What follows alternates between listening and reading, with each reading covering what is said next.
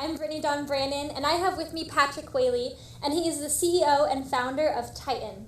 Can you tell me what Titin is and what your product is? Absolutely. So Titin is a form-fitting weighted compression gear that uses gel weights as inserts. The gel can be heated or frozen and stays hot or cold for 30 to 45 minutes. Wow. And how does that help you train as an athlete or an amateur? So in training as an athlete, it's all about training as hard as you possibly can and then recovering as fast as you can so you can hit it with the same intensity the following day. So imagine being able to take an ice bath and make it mobile. Imagine a shirt that can be worn that fits you like your own muscle, and then combine those together, and that's what Titin can provide. And I would imagine with hospitals and doctors using heating tools, to help you recover from incidents or accidents, I imagine the warming aspect of Titin does have those benefits as well. On May 4th of 2009, I was actually a victim of an armed robbery and shot in the chest. I lost about a third of my right lung and about 70% of my blood within an hour. I was basically shot in the chest and left for dead. I was a semi-pro bodybuilder before, 6'4", 215 pounds or so. And by the time I walked out of the hospital, I was barely even able to stand up upright. I couldn't even lift my arm past 90 degrees. And after about 6 weeks of physical therapy, I was really not noticing that much improvement. And what I realized is that a physical therapist only has about an hour a day for 2 to 3 days a week. Well, why not take that physical therapist home with you and have a physical therapist that you can basically work out with every single day? And that's what Titin can provide. So I took my prototype at the time, and I would put it in the microwave to heat it up and increase circulation to remove scar tissue.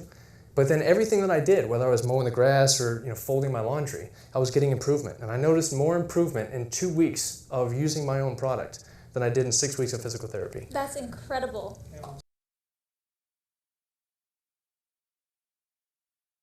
For Titin and the company you founded. I think that's so amazing. Can you tell us about Shark Tank and the Olympics?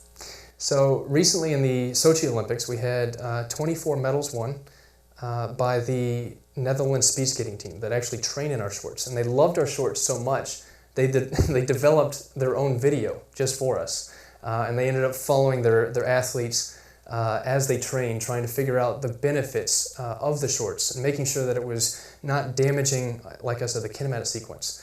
And what they realized is that it fit them like their own muscle, and it evenly distributed weight across their lower body, and they were able to train harder and recover faster. And so, yet again, here we go, and we're at the Sochi Olympics, and now we have 24 medals. I think it's absolutely incredible that the Netherlands Olympic skating team has used your products. What was their feedback? What was their response training with it? I think the biggest feedback was that it was not restrictive. They didn't have to compromise their training regimen. They didn't have to change really the way they recovered or the way they moved around, right? And when you're racing around a rink on a razor blade, every small change has a massive impact. And much like professional athletes, at the end of the day, they love the way it fit. It fit as if it was their own muscle, and we get that time and time again from professional athletes, from our Olympic athletes, and that, I think, is really the biggest benefit of Titin, is that subconsciously it feels like it's your own muscle, as if you're not wearing anything at all. To see all this success already in its young start, how does that feel, and what's next on the horizon? Well, there's a lot of growing pains, which is fun. As an entrepreneur, you have a lot of ups and downs, and really the most entertaining aspect of it is that you end up interacting with all these pro athletes and collegiate athletes. We just got into an upcoming film called Expendables 3, where Kellen Lutz is actually wearing it in the movie, which is fun. He actually used it in his training for Hercules, which I didn't even know he did a piece on, and all of a sudden we were on bodybuilding.com. That's amazing. So Titin is training gods, guys. Yeah. This is amazing. So he actually used it to, in essence, become a demigod. And he said that, training in Titin allowed him to feel as though he was a demigod. And it was just really touching for me to, see our customers, our athletes, people that I interact with on a daily basis, take that level of commitment to a company that, is just relatively new. And being a new company, only about 2 years old, you need some funding, and you have a great offer for people who are willing to pay a little bit for it, and they'll get a whole lot back. Can you tell us what you need? So for the Shark Tank, we're actually looking for $500,000 in exchange for 10% equity in the company. Which is a great deal. This is going to be big. which I feel is a phenomenal deal. Really, at the end of the day, it's an issued patent that we have on all weighted compression gear. And I think at the end of the day, I think any shark would love to really sink their teeth in. I love that. Can you tell us a little bit about the intellectual property aspects of Titin? So with Titin, we are, yet again, a young company, but I've been working on this since 2005. And we have a lot to offer in an intellectual property portfolio. We have 2 issued patents. We also have multiple design patents that are issued, but our main patents are the utility patents, which is the fundamental aspect of what is used for weighted compression gear. So imagine being able to take everything in weighted compression gear and wrap it up into a Word document, and that's what we have. That's incredible. A lot of companies on Shark Tank are not generating revenue at all, and you already have, and you're a young company. Can you tell me your revenue status and where it's going in the next couple months? It is interesting. To go on Shark Tank and not generate revenue, I think, is a very hard pitch, and a lot of the sharks want to invest in an established company. What Titin can provide is an established company. We've been around for now 2 years. We're going on 3 years, come up this August. Last year, we just broke $600,000 in revenue, which is fantastic. We're projecting about $5 million in revenue this year, of which about $2.5 million are signed contracts that we're trying to utilize the funding we get from Shark Tank to really catapult ourselves into a whole new direction. Every entrepreneur who starts a company has the aha moment, and they have that story to share for the rest of their lives.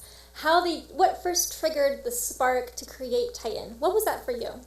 So when I was younger, I was always the skinny kid in school, and I used to overstuff my book bag with books and do shoulder shrugs on the way to class. Back when Rocky Balboa movies were on almost every single day, I wanted to have these massive Rocky Balboa shoulders.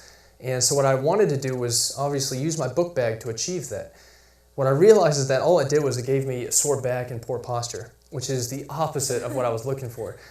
Plus, when I was doing curls at my desk, I looked like an absolute idiot in school.